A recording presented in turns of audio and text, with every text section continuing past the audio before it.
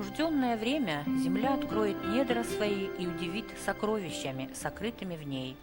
Эти пророческие слова Николая Рериха будто сказаны им об уникальном памятнике бронзовой эпохи, о Дойдонском могильнике, обнаруженном археологами в 2006 году и сразу же признанном специалистами мировой сенсацией. Великолепные бронзовые предметы, извлекаемые из-под земли, в которой они пролежали от 3 до 4 и более тысяч лет, потрясают своей красотой и совершенством. 3 сезона в Туальском ущелье в районе строящейся Зарамакской ГЭС велись археологические раскопки. Результатами их стали сенсационные научные открытия и осознание всеми очевидцами того, что этот древний некрополь – это ценнейший пласт истории не только осетинского народа и даже не только России, но и всего человечества. Поэтому и ответственность за его сохранность лежит, безусловно, на совести всех наших современников. А говорим мы об этом потому, что, к сожалению, могильник, который удалось исследовать и изучить лишь отчасти, согласно распоряжению руководства строящейся ГЭС, подлежит уничтожению. В очень скором времени он может быть затоплен, а значит уже безвозвратно утерян. В то время как история помнит немало случаев, когда ради спасения памятников культуры иные народы и правительства шли на любые жертвы. Вспомним Испанию, в которой на территории воздвигаемой плотины была обнаружена пещера с наскальной живописью, после чего эта зона была объявлена охраняемой, а строительство ГЭС прекращено. А что же является бесценным для нас, если не эти древние свидетельства жизни наших предков, которыми мы так гордимся? Эти кадры были сняты летом 2008 года, когда затопление территории решено было отложить до окончания раскопок. Однако 14 января 2009 года без дополнительного предупреждения и согласования с археологами, экологами и геологами строители внезапно приступили к затоплению, а следовательно уничтожению ценнейшего археологического комплекса.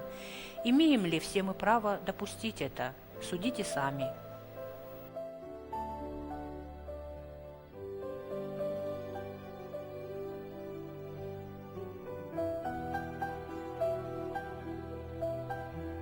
Уже второй год ведутся полномасштабные раскопки Дойдонского могильника эпохи поздней бронзы.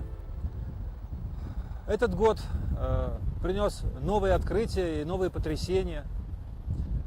То, что думалось ранее, что могильник развивался всего в рамках 1000 лет, оказывается, что это не совсем так. Новые материалы доказывают, что первый уровень, о котором мы думали, что он датируется временем около 15-14 века до новой эры, сейчас нам показывают материалы гораздо более ранних эпох, вплоть до 19 века до новой эры. Что касается 4-го уровня, то есть 4-го пласта историко-хронологического, то материалы, которые сейчас нам доступны, они датируются 5-4 веком до новой эры.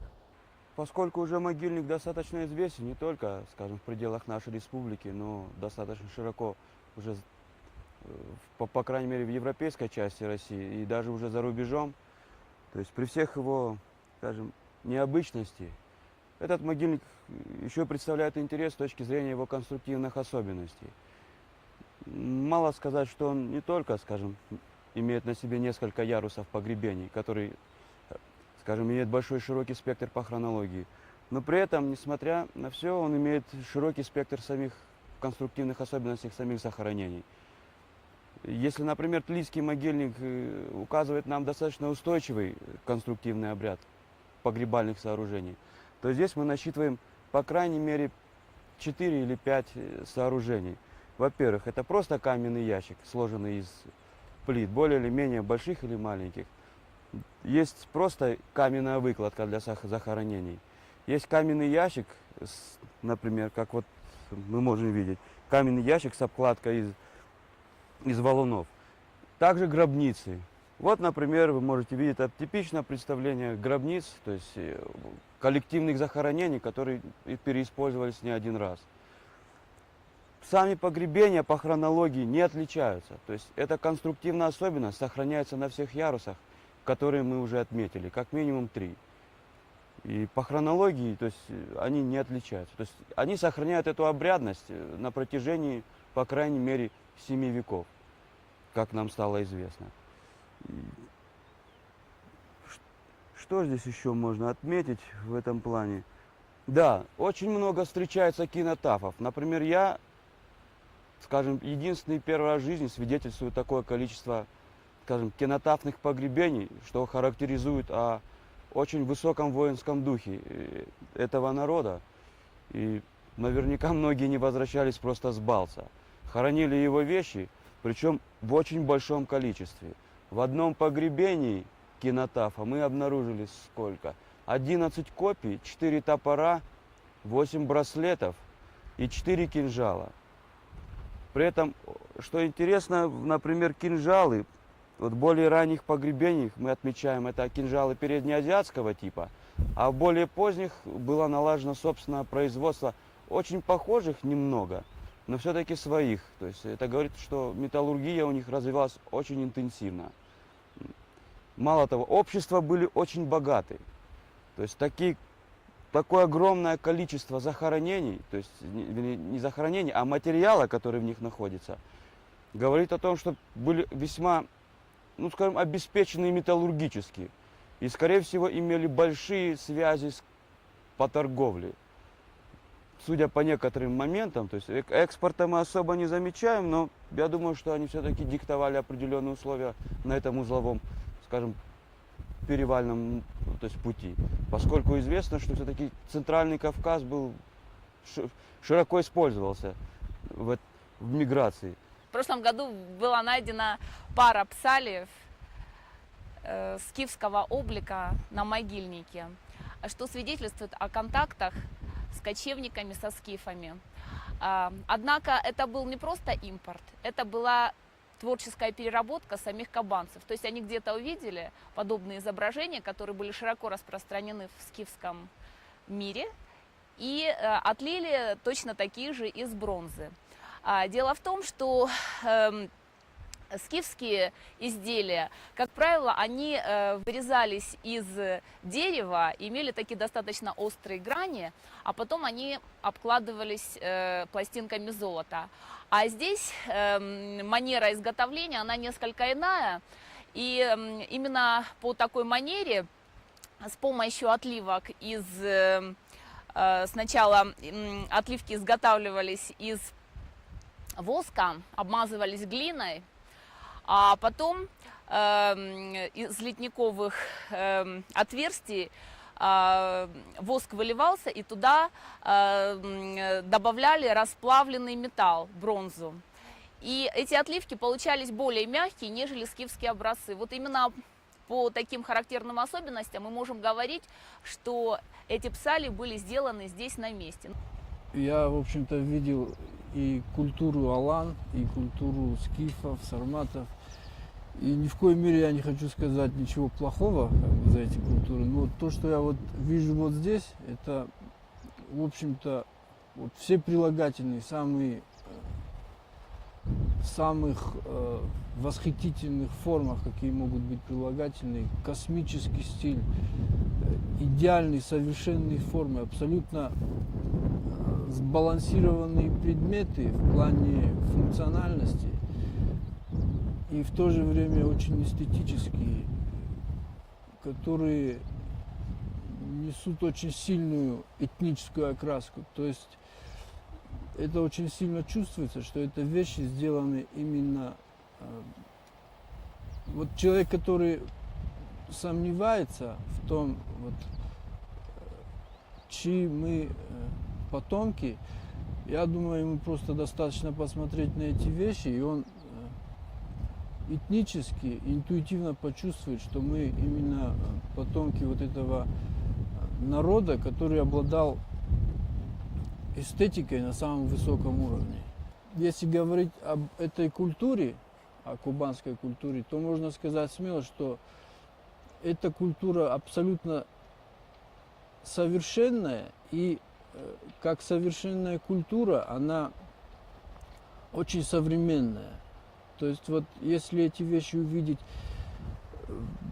в любом месте мира, даже на любой современной выставке, то, что вот называют салонные какие-то вещи, они будут настолько мощнее выглядеть, настолько энергетичнее, что то, что делают сейчас, я никого не хочу обижать, это будет выглядеть как какая-то бутафория, как что-то ненастоящее. Это очень сильная культура была.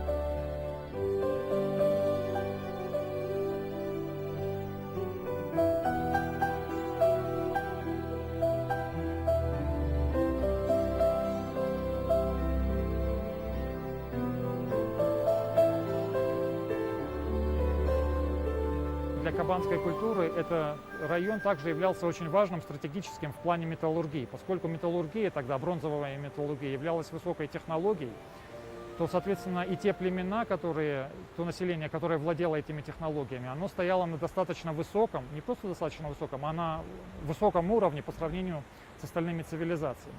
То есть это были весьма продвинутые для своего времени, развитые люди.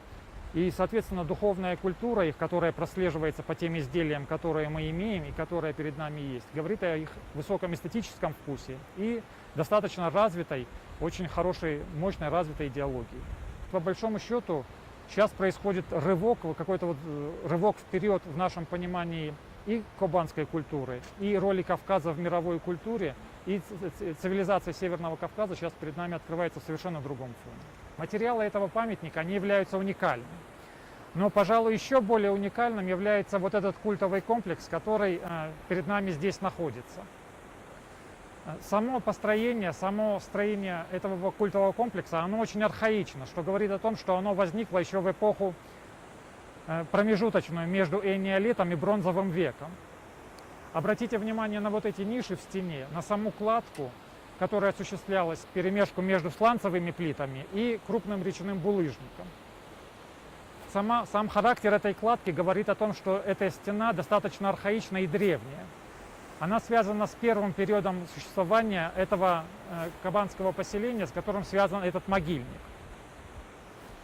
Обратите внимание на вот это вот строение, которое, по всей видимости, являлось частью дворного проема, в котором проходила данная стена. Вдоль стены идут сланцевые плиты. Это специальный пол, который был наслан для того, чтобы люди могли проходить по чистой поверхности, по поверхности сланцевых плит. Здесь небольшая ниша-выемка. Аналогичные выемки и ниши существовали в эпоху Шумера, древнего Шумера и позднее в ассиро-вавилонских храмах. То есть достаточно редкая и, в общем-то, говорящая о связях с Месопотамией, с древним двуречием, с культурами древнего двуречия архитектурная деталь. Здесь, с этой стороны, мы также видим то, что стена, она является очень мощной, очень крупной. Толщина этой стены превышает полтора метра. И для нас является загадкой, почему именно была необходимость в культовом здании создавать такую мощную толщину стен. То есть, по всей видимости, помимо культовых нагрузки, данное здание еще могло иметь и фортификационный характер. Само здание упирается в данный купольный свод, здание с купольным сводом. Этот купольный свод, он обрушился в результате каких-то событий, суть которых еще нам предстоит выяснить. Когда была пройдена данная территория с металлоискателем, было показано, что имеются металлические предметы внутри данной постройки. И произведя археологические раскопки, осуществив расчистку данной территории, мы можем сказать уже точно, погибло ли данное сооружение, данная культура в результате набега вражеских каких-то соседей, воинов, или же оно постепенно пришло в упадок и постепенно было оставлено. То есть мы сможем раскрыть определенную страницу истории кабанской культуры и, соответственно, истории остинского народа. Этот памятник был выявлен совершенно случайно в течение буквально 10 дней при зачистке сланцевых плит, которые выступали наружу. За 10 дней была вот эта территория очищена, и перед нами предстал культовый памятник уникальный культовый памятник кабанской культуры, который не имеет никаких прецедентов. Обратите внимание, с самого начала, вот здесь вот идет полукруглая кладка крупных камней булыжника. Здесь была специальная обкладка, то есть, по всей видимости, поверхность данная, близкая к поверхности алтаря, по своей значимости могла быть. Следующее, это вот данная конструкция, тоже полукруглой формы, выложенная крупным булыжником. Если бы здесь бы перед нами была бы аналогичная конструкция, выложенная из кусков сланца, можно было бы говорить о каком-то другом значении данной конструкции. Здесь же, по всей видимости, она также продолжала иметь именно культовое значение. Их характер предстоит выяснить. Обратите внимание, пожалуйста, на характер этой кладки. Здесь прекрасная зачистка, которая выполнена вот нашими девочками, рабочими из Мизура, которые помогают в расчистке. Обратите внимание, вот слой идут сланца. Ниже идет слой песка. Вот именно слой песка является основополагающим в данной конструкции. Здесь, если вы обратите внимание, и встречаются вдоль стены куски сланца. Эти куски сланца являлись тем полом, который настилал от начала и до конца всю эту стену. То есть именно по этим сланцевым плинтам вступали ноги носителей кабанской культуры, когда они проходили по данному культовому комплексу. Здесь выкладка перемежаются речные булыжники и части сланца, которые сложены соответствующим глиняным раствором. Здесь достаточно архаичный тип кладки. Помимо того, что он перемежается, два вида камня, помимо этого здесь еще он выстроен в два ряда. Обратите, пожалуйста, внимание на очень важную деталь, как на толщину этих стен. Это не просто какая-то декоративная конструкция, это конструкция, которая носила монументальный характер. Толщина данной стены превышает 1,80 м. Вполне возможно, что в нераскопанной части мы увидим данный монументальный комплекс уже целиком. По крайней мере, мы можем судить о его масштабе и размерах. Вполне возможно, что это было достаточно грандиозным сооружением для своего времени. Нам предстоит раскопать еще достаточно большую территорию, чтобы всплыла целиком характер этой постройки и ее значение. На территории данного культового комплекса мы имеем находки лошадиных черепов, которые говорят о том, что данные черепа использовались в ходе культовых мероприятий. Данное культовое мероприятие в остинской культуре прекрасно известно, это обряд бахфалдишен, посвящение коня мертвому. Причем этот обряд, он восходит к индоевропейским культам и соприкасается очень плотно с культами, указанными в Ригведе, жертвоприношения коня, которое существовало у древних индийских племен в период завоевания Древней Индии. То есть здесь мы выходим на соприкосновение с реликтами древнего индоиранского, индоевропейского мира, которые данный культовый памятник позволит реконструировать.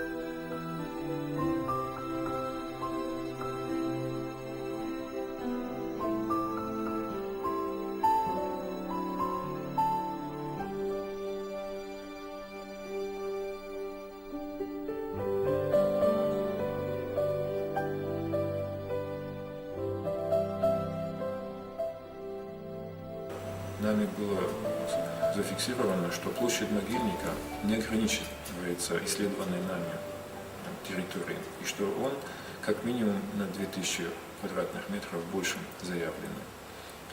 Вот. Вся необходимая документация по вновь выявленным площадям нами подготовлена и передана и в органы охраны памятников, и заказчику в Москву, и в Министерство культуры Российской Федерации. Мы ждем от оставшейся части могильника не исследован достаточно новых интересных артефактов. То есть там должна пойти уже и очень красочная пластика, там должны пойти импорты, которые у нас уже есть, это частично связанные с взаимодействием кубанцев, со скифами, с киммерийцами, одновременно с странами Ассиры, Урарту, с Мидией на позднем этапе. Вот. Может быть, даже это время, когда в кабанских материалах появляются уже находки с письменностью. Что касается Дайдонского могильника, ну здесь эпитетов никаких не хватит. Кто бывал в Метрополитен-музее, в Британском музее, в Лувре, в Эрмитаже, видел коллекции кабанских бронз, и потом посмотрит то, чем обладаем сейчас мы, а это лишь небольшая часть того, что еще есть там, и причем это часть без поздней части, а поздняя часть наиболее яркая, то есть, собственно, вот этот скифо-кабанский период, который остался лежать в склонах, и который для нас пока недоступен. Так, извините, любой из этих музеев поменялся бы с нами, тем, что у них есть, на то, что вот сейчас добыто. Речь идет о том, что это на самом деле предметы, представляющие мировую художественную и культурную ценность. То есть, ну, без всякого преувеличения, не потому, что это наше, а потому, что это наше, в смысле человечества. И здесь спору нет, это видели специалисты, во время крупновских чтений здесь побывали, и повосхищались все те, кто имеет какое-то отношение, крупнейшие специалисты в этой стране. И их мнение ничуть не отличается от того, о чем я сейчас говорю. То есть мы стоим перед тем, что кто-то готов это все загубить. При этом я вспоминаю, это конец 60-х, начало 70-х, Африка, Асуанская плотина, все было вывезено, было выпилено и перевезено в другое место. Когда речь идет о сохранении ценнейших пластов исторического наследия народа и без преувеличения мировой сенсации, ответственность ложится не только на решивших утопить собственную культуру гидроэнергетиков, но и на каждого из нас. Потому что утрата бесценных памятников станет преступлением без срока давности и перед исторической памятью народа, и перед наукой, и перед будущими поколениями.